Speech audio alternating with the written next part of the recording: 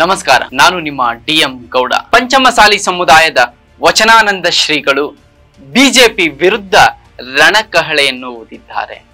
ಪಂಚಮಸಾಲಿ ಸಮುದಾಯಕ್ಕೆ ಲೋಕಸಭಾ ಚುನಾವಣೆಯಲ್ಲಿ ಟಿಕೆಟ್ ಹಂಚಿಕೆಯಲ್ಲಿ ಅನ್ಯಾಯವಾಗಿದೆ ಎಂದು ಮಾರ್ಚ್ 28ರಂದು ರಾಜ್ಯಾದ್ಯಂತ ಬಿಜೆಪಿಯ ವಿರುದ್ಧ ಪ್ರತಿಭಟಿಸಲು ಕರೆಯೊಂದನ್ನು ನೀಡಿದ್ದಾರೆ. ಹಾಗಾದ್ರೆ ಬಿಜೆಪಿ ನಿಜಕ್ಕೂ ಕೂಡ ಪಂಚಮಸಾಲಿ ಸಮುದಾಯವನ್ನು ಕಡೆಗಣಿಸಿದೆಯಾ? ರಾಜ್ಯಾದ್ಯಂತ ಸುಮಾರು 60 ರಿಂದ 70 ಲಕ್ಷ ಪಂಚಮಸಾಲಿಗಳಿದ್ದೇವೆ ಎನ್ನುವ ಶ್ರೀಗಳ ಹಕ್ಕೊತ್ತಾಯಕ್ಕೆ ಭಾರತೀಯ ಜನತಾ ಪಕ್ಷ ಎಲ್ಲೋ ಒಂದು ಕಡೆ ಮನ್ನಣೆ ನೀಡಲಿಲ್ಲ ಅನ್ನುವ ಪ್ರಶ್ನೆ ರಾಜ್ಯಾದ್ಯಂತ ಪಂಚಮಸಾಲಿ ಸಮುದಾಯವನ್ನು ಕಾಡ್ತಾ ಇದೆ. ಅಷ್ಟಕ್ಕೂ ವೀರಶೈವ ಲಿಂಗಾಯತ ಸಮುದಾಯಕ್ಕೆ ಭಾರತೀಯ ಜನತಾ ಪಕ್ಷ 9 ಟಿಕೆಟ್ಗಳನ್ನು ನೀಡಿದೆ. ಹಾಗಾದ್ರೆ ಈ 9 ಟಿಕೆಟ್ ಯಾವ ಯಾವ ಸಮುದಾಯಗಳಿಗೆ? ವೀರಶೈವ ಲಿಂಗಾಯತ ಸಮುದಾಯದ ಯಾವ ಉಪ ಪಂಗಡಗಳಿಗೆ 9 ಟಿಕೆಟ್ ಹಂಚಿಕೆಯಾಗಿದೆ? ಗಾಣಿಗ ಲಿಂಗಾಯತ ಸಮುದಾಯಕ್ಕೆ ಬಾಗಲಕೋಟೆ ಲೋಕಸಭಾ ಕ್ಷೇತ್ರದಿಂದ ಪಿಸಿ ಗದ್ದಿಗೌಡರಿಗೆ ಬಿಜೆಪಿ ಟಿಕೆಟ್ ನೀಡಿದೆ. ಸಾದಾರ ಲಿಂಗಾಯತ ಸಮುದಾಯಕ್ಕೆ ಬಿಜೆಪಿ 2 ಟಿಕೆಟ್ ನೀಡಿದೆ. ಹಾವೇರಿ ಗದಗ ಲೋಕಸಭಾ ಕ್ಷೇತ್ರದಿಂದ ಮಾಜಿ ಮುಖ್ಯಮಂತ್ರಿ ಬಸವರಾಜ ಬೊಮ್ಮಾಯಿ ಅವರಿಗೆ ಈ ಬಾರಿ ಟಿಕೆಟ್ ನೀಡಿದ್ದಾರೆ.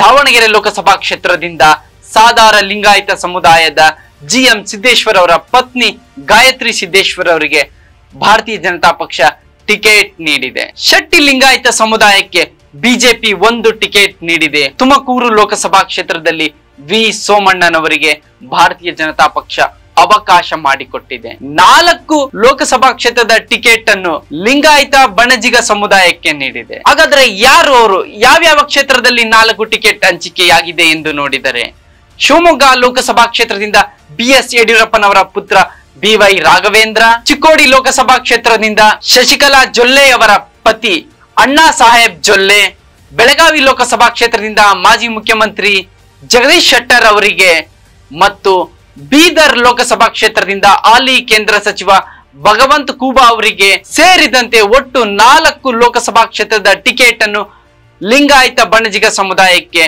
ಭಾರತೀಯ ಜನತಾ ಪಕ್ಷ ನೀಡಿದೆ. ಮತ್ತು ಉಳಿದ ಏಕೈಕ 1 ಲೋಕಸಭಾ ಕ್ಷೇತ್ರದ ಟಿಕೆಟ್ ಪಂಚಮಸಾಲಿ ಸಮುದಾಯಕ್ಕೆ ನೀಡಿದೆ. ಅದು ಕೊಪ್ಪಳ ಲೋಕಸಭಾ ಕ್ಷೇತ್ರದಿಂದ ಡಾಕ್ಟರ್ ಬಸವರಾಜ್ ಕ್ಯಾಬತೂರು ಅವರಿಗೆ ಭಾರತೀಯ ಜನತಾ ಪಕ್ಷ ಅವಕಾಶ ಮಾಡಿಕೊಟ್ಟಿದೆ.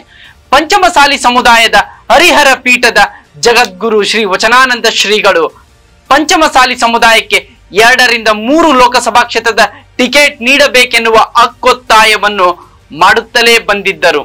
ಕೇವಲ ಕೊಪ್ಪಳ ಲೋಕಸಭಾ ಕ್ಷೇತ್ರದಲ್ಲಿ ಮಾತ್ರ ಟಿಕೆಟ್ ನೀಡಿರುವುದಕ್ಕೆ ಪಂಚಮಸಾಲಿ ಸಮುದಾಯದ ವಚನಾನಂದ ಶ್ರೀಗಳು ಆಕ್ರೋಶದ ನುಡಿಗಳನ್ನಾಡುತ್ತಿದ್ದಾರೆ. ಇದರ ಮುಂದುವರಿದ ಭಾಗವೇ ಮಾರ್ಚ್ 28ರಂದು ರಾಜ್ಯಾದ್ಯಂತ ಬಿಜೆಪಿಯ ವಿರುದ್ಧ ಪ್ರತಿಭಟನೆಗೆ ಕರೆ ನೀಡಿದ್ದಾರೆ. ಹಾಗಾದ್ರೆ ಕಾಂಗ್ರೆಸ್ ಪಂಚಮಸಾಲಿ ಸಮುದಾಯಕ್ಕೆ ಅವಕಾಶ ನೀಡಿದೆಯಾ? ಘೋಷಿತ 24 ಲೋಕಸಭಾ ಕ್ಷೇತ್ರಗಳಲ್ಲಿ ಕಾಂಗ್ರೆಸ್ 5 ಟಿಕೆಟ್ ಅನ್ನು ವೀರಶೈವ ಲಿಂಗಾಯತ ಸಮುದಾಯಕ್ಕೆ ನೀಡಿದೆ. ಹಾವೇರಿ ಗದಗ ಲೋಕಸಭಾ ಕ್ಷೇತ್ರದಿಂದ ಜಂಗಮ ಲಿಂಗಾಯತ ಸಮುದಾಯದ ಆನಂದ್ ಗಡ್ಡದೇವರ ಮಠ ಅವರಿಗೆ ಕಾಂಗ್ರೆಸ್ ಟಿಕೆಟ್ ನೀಡಿದೆ. ಪಂಚಮಸಾಲಿ ಸಮುದಾಯಕ್ಕೆ 2 ಟಿಕೆಟ್ ಕಾಂಗ್ರೆಸ್ ಪಕ್ಷ ನೀಡಿದೆ. ಒಂದು ಬೆಳಗಾವಿ ಲೋಕಸಭಾ ಕ್ಷೇತ್ರದಿಂದ ಸಚಿವೆ ಲಕ್ಷ್ಮಿ ಹೆಬ್ಬಾಳ್ಕರ್ ಪುತ್ರ ಮೃಣಾಲ್ ಹೆಬ್ಬಾಳ್ಕರ್ಗೆ ಟಿಕೆಟ್ ನೀಡಿದ್ದಾರೆ.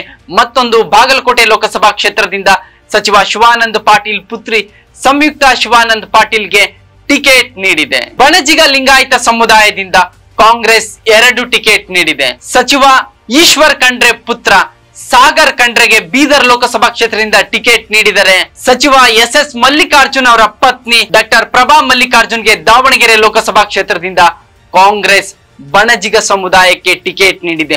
ಈ ಮೂಲಕ 5 ಲೋಕಸಭಾ ಕ್ಷೇತ್ರಗಳಲ್ಲಿ ಕಾಂಗ್ರೆಸ್ ವೀರಶೈವ ಲಿಂಗಾಯತ ಸಮುದಾಯಕ್ಕೆ ಅವಕಾಶ ಮಾಡಿಕೊಟ್ಟಿದೆ. ಈ ಮೂಲಕ ಸಾಮಾಜಿಕ ನ್ಯಾಯಕ್ಕೆ, ಸಾಮಾಜಿಕ ಬದ್ಧತೆಗೆ ಭಾರತೀಯ ರಾಷ್ಟ್ರೀಯ ಕಾಂಗ್ರೆಸ್ ಒತ್ತು ನೀಡಿದೆ ಎಂದು ಹರಿಹರ ಪೀಠದ ವಚನಾನಂದ ಶ್ರೀಗಳು ಹೇಳಿದ್ದಾರೆ.